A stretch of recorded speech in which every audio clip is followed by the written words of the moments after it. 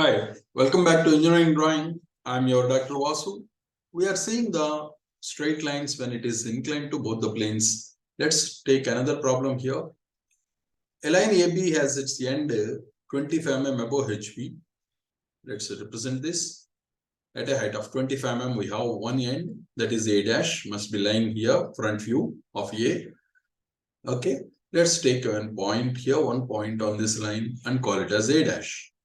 Next, drop a projector onto the reference line and 20 mm in front of VP. The line is, this point is 20 mm in front of VP. So at a distance of 20, we have drawn a line parallel to the reference line. So this is 20. Now, extend this projector and this point is A, the top view of one end. Now, the end B is 60 mm above HP, above the reference line. At a height of 60 mm, we draw a line here parallel to the reference line, and this is 60 mm.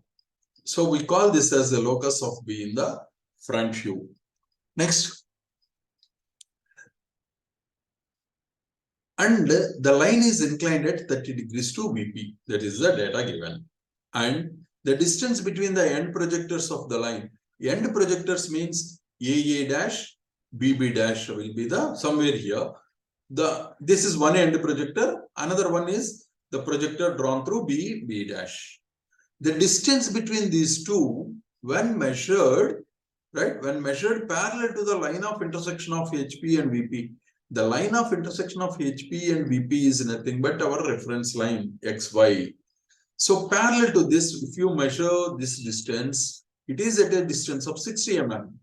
So at a distance of 60 mm, we draw a projector. So right. So this line, this is the distance 60 mm. This is, so BB dash must be lying somewhere here on this line or the projector perpendicular to the reference line. Now, we call it as, we know that B must be lying on this locus and also on this projector. So this intersection point is nothing but B dash. Now you can join A dash, B dash by a straight line, and this is the apparent angle alpha. That is angle with the apparent angle in the front view. So next, BB dash must be lying on this projector. Extend the projector here. Next, let's assume that the line which is making an angle with the horizontal plane, some angle with the HP, is appearing at this angle, of course.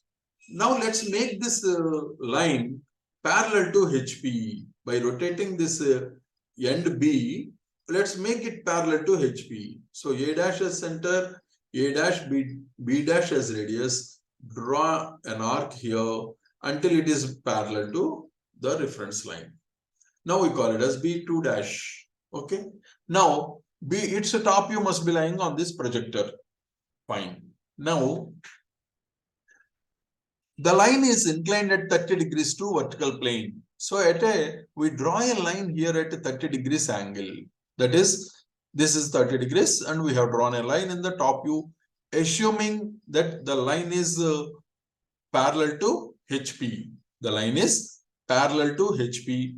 So what happens? This intersection point will be the B2. Okay. AB2 will be the true length of the line. AB2 will be the true length of the line. And now let's draw the locus of B in the top view passing through B2 here. Now, what else? The point B must be lying on this locus and also on this projector. Right? Already we have marked it. Somewhere here on this projector below the reference line. But where? The intersection of this locus and this projector gives you the point B.